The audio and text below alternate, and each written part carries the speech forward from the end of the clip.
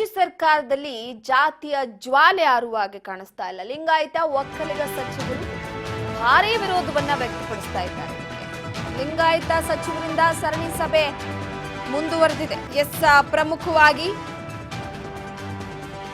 ಮೇ 2ರ ಸಂಪುಟ ಸಭೆಯ ಬಳಿಕ ಮಾತನಾಡ್ತೇನೆ. ಜಾತಿ ಗಣತಿಯ ವಿಚಾರಕ್ಕೆ ಸಂಬಂಧಪಟ್ಟಂತೆ ಸಚಿವೆ ಲಕ್ಷ್ಮೀ ಹೆಬ್ಬಾಳ್ಕರ್ ಶಾಕಿಂಗ್ ಹೇಳಿಕೆ ಕೊಟ್ಟಿದ್ದಾರೆ.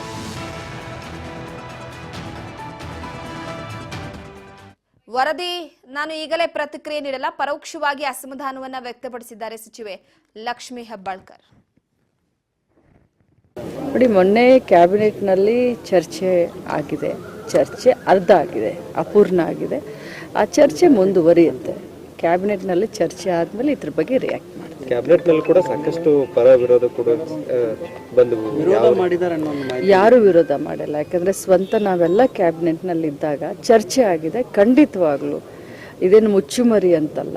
ರಾಜ್ಯದಲ್ಲಿ ಎಲ್ಲ ಜನರಿಗೆ ಇವತ್ತಿಲ್ಲ ನಾಳೆ ಗೊತ್ತಾಗೇ ಆಗುತ್ತೆ. ಯಾರೂ ಕೂಡ ಇದ್ರ ಬಗ್ಗೆ ವಿರೋಧ ಮಾಡಿಲ್ಲ. ಚರ್ಚೆ ಎಲ್ಲರೂ ಮಾಡಿದ್ದೀವಿ. ಚರ್ಚೆಯಲ್ಲಿ ಎಲ್ಲರೂ ಭಾಗವಹಿಸಿದ್ದೀವಿ. ಚರ್ಚೆ ಅಪೂರ್ಣ ಆಗಿದೆ.